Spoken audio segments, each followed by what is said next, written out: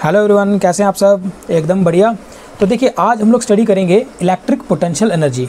देखो, electric potential energy को समझने से पहले थोड़ा सा रिकॉल करते हैं ग्रेविटेशनल पोटेंशियल एनर्जी को। ठीक है, ग्रेविटेशनल पोटेंशियल एनर्जी में क्या होता था, इस तरह से हमारे पास मान लो यहाँ पे ग्राउंड है और इस ग्राउंड से एक हाइट h पे आपने क्या रखी है, एक बॉडी रखी है।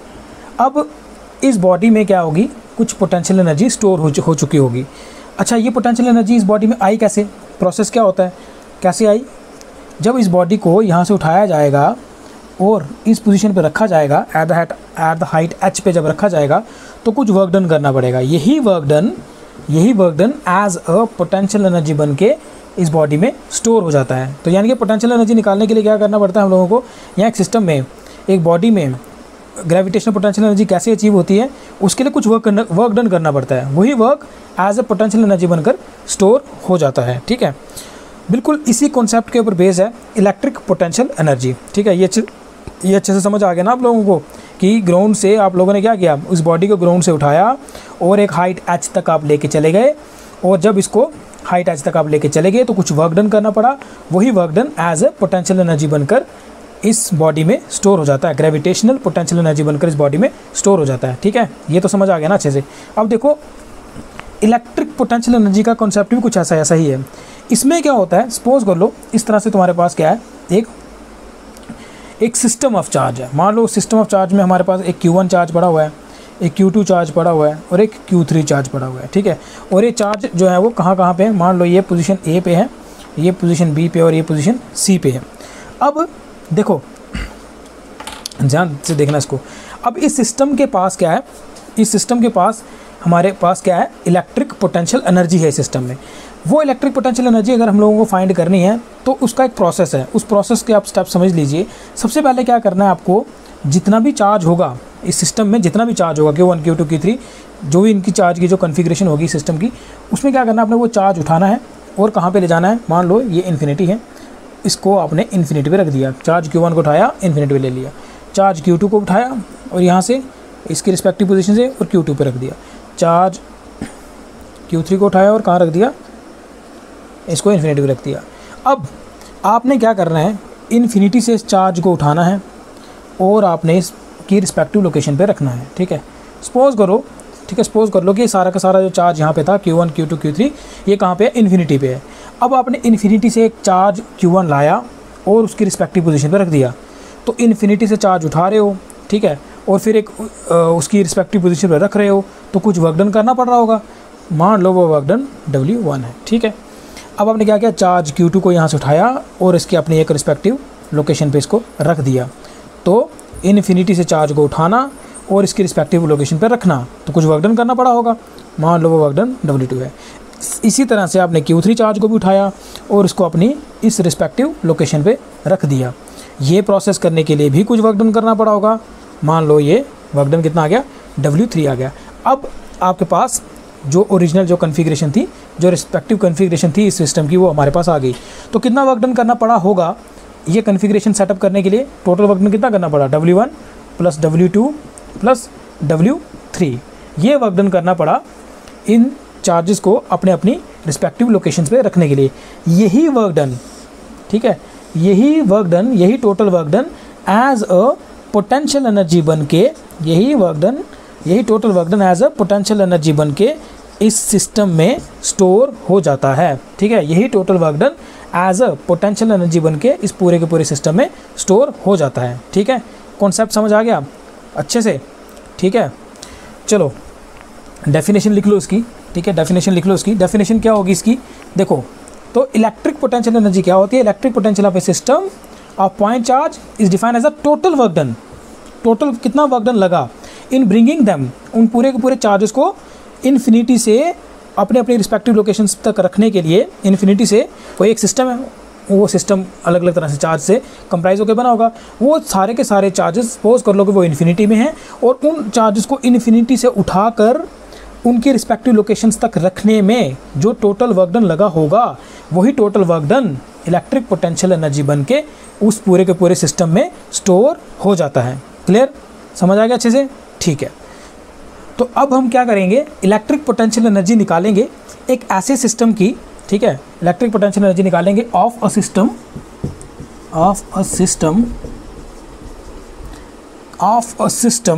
Of 2 point charges.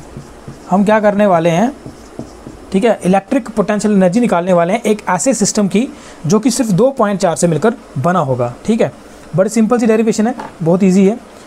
इसके लिए क्या करेंगे, कंसीडर कर लेते हैं कि हमारे पास 2 चार्ज हैं। ठीक है, let us consider there are 2 charge. Suppose कर लो हमारे पास 2 चार्ज हैं Q1 और Q2। ठीक है, सपोज कर लिया हमारे पास क्या है, 2 चार्ज हैं Q1 Q2 और कहाँ पे है ये, मान लो ये XY प्लेन में है। ठीक है, तो लिख लेंगे इसको, let us consider there are 2 charge Q1 and Q2 और ये Q1 Q2 कहाँ पे है, XY प्लेन में है, एट XY प्लेन। ठीक है जी, हमने क्या कंसीडर कर लिया, हमारे पास 2 चार्ज हैं। ठीक है, 2 चार्ज हैं Q1 Q2 और कहाँ पे है वो, XY प्लेन में है। अच्छा, अब इस XY प्लेन में अगर इनकी लोकेशन ट्रेस करनी है तो क्या करना पड़ेगा हम लोगों को 2 पोजीशन वेक्टर ड्रा करने पड़ेंगे। तो मान लीजिए ये जो हमारे पास आ गया R1 एंड R2। ठीक है, मान लीजिए R1 vector and R2 vector are the position vectors of Q1 and Q2। तो लिख लीजिए इसको, late R1 vector and R2 vectors are the position vectors of Q1 and Q2। समझ गए? ठीक है, R1 vector and R2 vector are the position vectors of the charge Q1 and Q2। अच्छा, अब हमने करना क्या है, हमें क्या करना है, हमें कैलकुलेट करनी है इलेक्ट्रिक पोटेंशियल एनर्जी। क्या कैलकुलेट करनी है, इलेक्ट्रिक पोटेंशियल एनर्जी। ठीक है, तो अभी मैंने आपको पूरा प्रोसेस समझाया। इलेक्ट्रिक पोटेंशियल एनर्जी कैलकुलेट करने के लिए हमें क्या करना होता है, now we have to calculate electric potential energy. अच्छा, क्या समझाया मैंने आपको, इलेक्ट्रिक पोटेंशियल एनर्जी किसी सिस्टम की फाइंड करनी हो तो what we have to do, हमें क्या करना होता है, हमें जो उस सिस्टम में जितने भी चार्जेस हैं उनको हमने सपोज करना होता है कि वो कहाँ पे हैं, वो इन्फिनिटी में है। तो इसलिए करेंगे लेट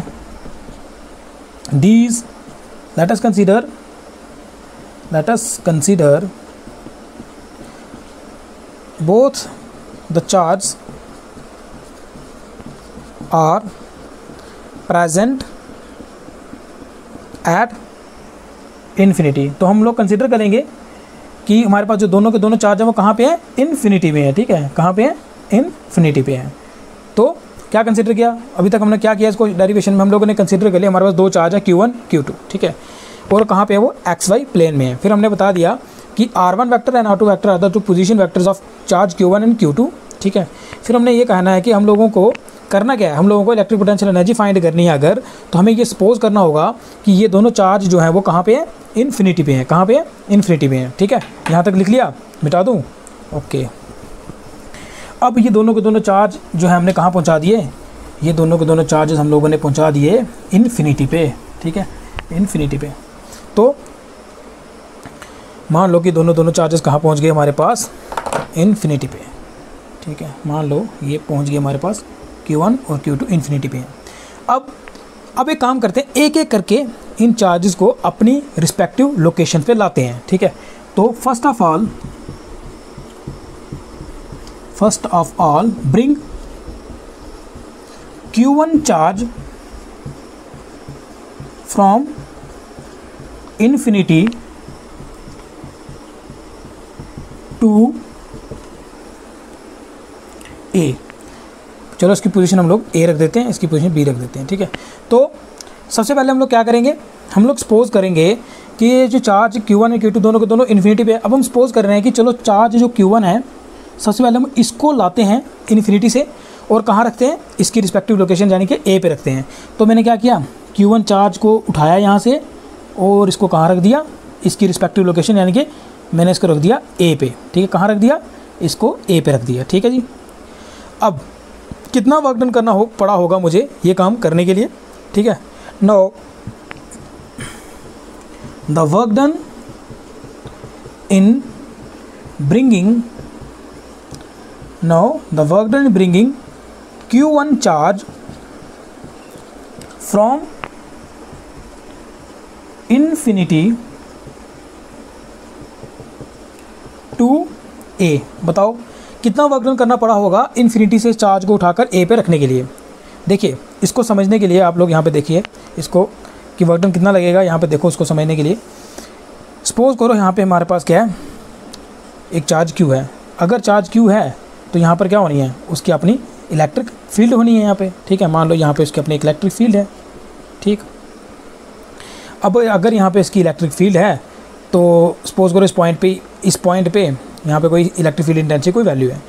इधर अगर इलेक्ट्रिक फील्ड है तो इलेक्ट्रिक पोटेंशियल भी ज़रूर होगा, ठीक है। इधर E है तो V भी होना है, ठीक है। अब अगर किसी चार्ज को यहाँ से इन्फिनिटी से उठाया जाए और इस पोजीशन में रखा जाए तो कुछ ना कुछ तो वर्क डन करना पड़ेगा। क्यों? क्योंकि हमारे पास पोटेंशियल की डेफिनेशन ही क्या थी, ठीक है। What is a potential at point, suppose करो अगर ये पॉइंट P है तो इस पॉइंट P पे पोटेंशियल V है, तो फिर जो पोटेंशियल की इटसेल्फ जो डेफिनेशन थी वो क्या कहती है कि पोटेंशियल एट पॉइंट P आप कैसे डिफाइन करते हो, potential at point P is equal to the work done in bringing Q0 positive charge from infinity to that point, ठीक है। तो अगर यहाँ पे पोटेंशियल है तो आपको वर्क डन भी करना पड़ेगा। लेकिन हमारे पहले वाले केस में क्या है, यहाँ पर जब यहाँ पे दोनों के दोनों चार्ज कहाँ पे थे, इन्फिनिटी पे थे, और इस पूरे सिस्टम में कोई चार्ज नहीं था क्योंकि दोनों के दोनों चार्ज कहाँ पे हैं, इन्फिनिटी पे हैं। जब कोई चार्ज ही नहीं है, ठीक है, जब यहाँ पे कोई चार्ज नहीं है सिस्टम में, तो बताइए कोई इलेक्ट्रिक फील्ड होगी? नहीं। जब कोई चार्ज ही नहीं है तो कोई इलेक्ट्रिक फील्ड नहीं होनी है, ठीक है।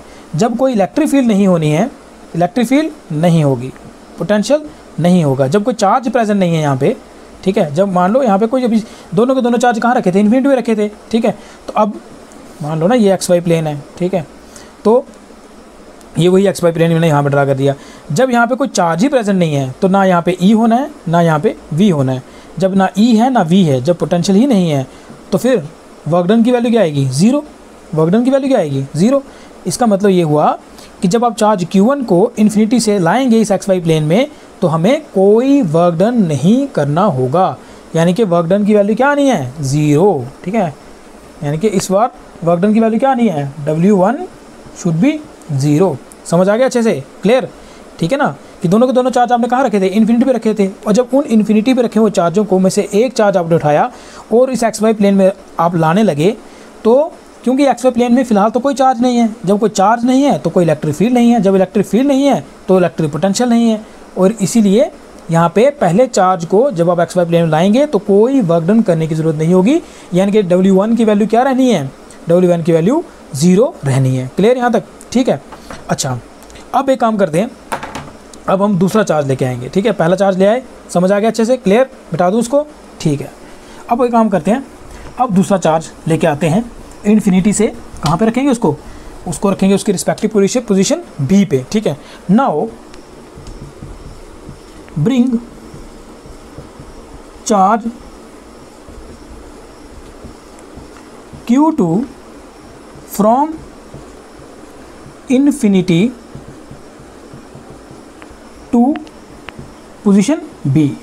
अब आपने क्या करना है, ये जो चार्ज इन्फिनिटी पे पड़ा है ना Q2, इसको उठाना है और आपने इसको कहाँ रखना है?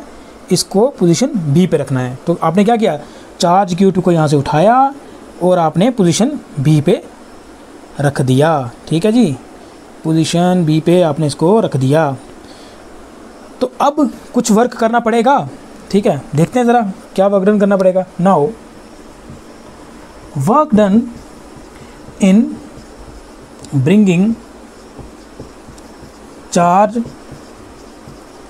Q2 from infinity to B will be. अच्छा, कुछ ना कुछ तो वर्क डन करना पड़ेगा। क्यों वर्क डन करना पड़ेगा? अभी मैंने आपको समझाया, ठीक है। यहाँ पे एक बार फिर से देख लो, ये आ गया आपका XY प्लेन, ठीक है। अब इस बार क्या है, XY प्लेन में एक चार्ज जो है वो पहले से आ चुका है। अगर चार्ज आ चुका है तो आसपास उसके इलेक्ट्रिक फील्ड भी आ चुकी होगी, ठीक है। इसका मतलब यहाँ पे E की वैल्यू भी होनी है किसी पॉइंट P पे, मान लो।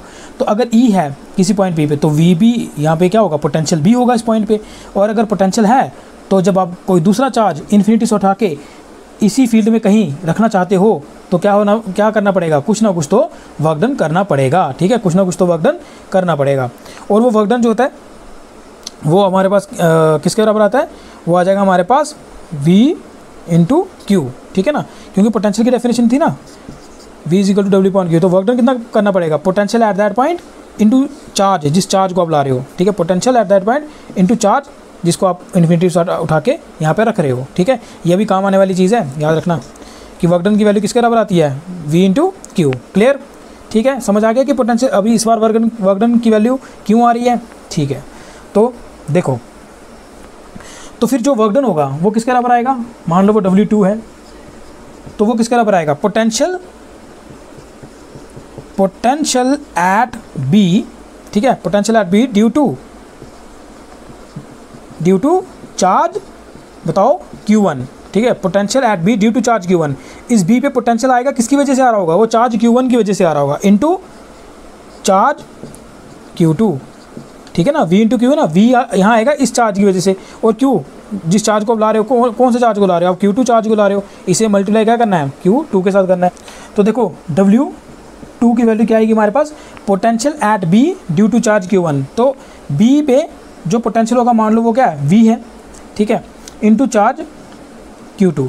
अच्छा, ये पोटेंशियल की वैल्यू लिखेंगे अब यहाँ पे, V की वैल्यू क्या होती है, क्या फार्मूला होता है, 1/4 पाई एप्सिलॉन नॉट Q, जिस चार्ज की वजह से पोटेंशियल है वो कौन है, Q1, divide by distance between these two points. यहाँ इन दोनों पॉइंट्स के बीच का डिस्टेंस कितना है, ठीक है, ट्रायंगुलर वेक्टर एडिशन से भी फाइंड कर सकते हैं, R1 vector minus R2 vector. तो यहाँ पे क्या आ जाएगा, यहाँ पे आ जाएगा R1 vector minus R2 vector. Clear यहाँ तक, ठीक है। और दूसरा चार्ज कौन सा है यहाँ पे, Q2। अब ये समझ आ गया आपको वर्क डन कैसे आ गया, ठीक है जी। अब देखो यहाँ पर टोटल वर्क डन निकालते हैं, थोड़ी जगह कम है, मिटा दूँ, ठीक है, यहाँ तक समझ आ गया ना अच्छे से, मिटा दूँ, W2 निकल गया हमारे पास, ठीक है, मिटा दूँ, लिख लो इसको। चलो, तो अब हमारे पास W1 भी आ गया, W2 भी आ गया। अब निकालते हैं टोटल वर्क डन। क्या निकालेंगे, टोटल वर्क डन। तो जो टोटल वर्क डन आएगा वो किसके बराबर आएगा, नाउ टोटल वर्क डन वो किसके बराबर आएगा, वो आएगा W1 प्लस W2। तो फिर W जो है वो किसके बराबर आ गया, W1 प्लस W2। तो W1 की वैल्यू क्या है, वो तो 0 है, और W2 की वैल्यू क्या है, 1/4 pi epsilon not Q1 divide by R1 minus R2 into Q2। ठीक है, यहाँ तक क्लियर, समझ आ गया। तो टोटल वर्क डन को मैं ऐसे भी लिख सकता हूँ, 1/4 pi epsilon not Q1 Q2 divide by mod लगा लो, डिस्टेंस है ना, R1 माइनस R2। ठीक है जी, समझ आ गया वेक्टर। अच्छा, क्लियर। अब इसको थोड़ा सा अगर सिंपलीफाई में लिखूंगा तो क्या आ जाएगा, 1/4 pi epsilon not Q1 Q2 divide by R12 लिख दूँ उसको। ठीक है, एक ही बात है, R12 वेक्टर भी लिख सकते हैं, यहाँ पे लिख दो कि हम लोगों ने थोड़ा सिंपलीफाई वे में लिखने के लिए ऐसे करके लिख दिया। ठीक है जी, सिंपल स्टेप है। यही वर्क डन, अब मुझे बताओ, यही वर्क डन होगा जो एज ए पोटेंशियल एनर्जी बन के, यही work done as a potential energy बन के इस पूरे के पूरे सिस्टम में सेव होने वाला है। ठीक है, ये लिखो आप लोग, this work done is stored in the form of potential energy in this system. तो मतलब यही वर्क डन क्या है, यही वर्क डन पोटेंशियल एनर्जी है। तो इसको डेजिग्नेट करेंगे हम U से, क्या आएगा, 1/4 pi epsilon not Q1 Q2 divide by R12। ठीक, यही हमारे पास पोटेंशियल एनर्जी बन के स्टोर होने वाला है। क्लियर, समझ आ गया अच्छे से। ठीक है, तो ये सिंपल सी डेरिवेशन है, electric potential energy of a system comprising of 2 charge, comprising of 2 point charge. Clear, ठीक है, तो आज इतना ही रखते हैं। तो कल हम लोग स्टडी करेंगे इक्विपोटेंशियल सरफेस के बारे में। तो काफ़ी इंटरेस्टिंग टॉपिक है कल का भी। तो आज इतना ही रखते हैं, ठीक है। हंसते रहिए, मुस्कुराते रहिए और फिज़िक्स पढ़ते रहिए।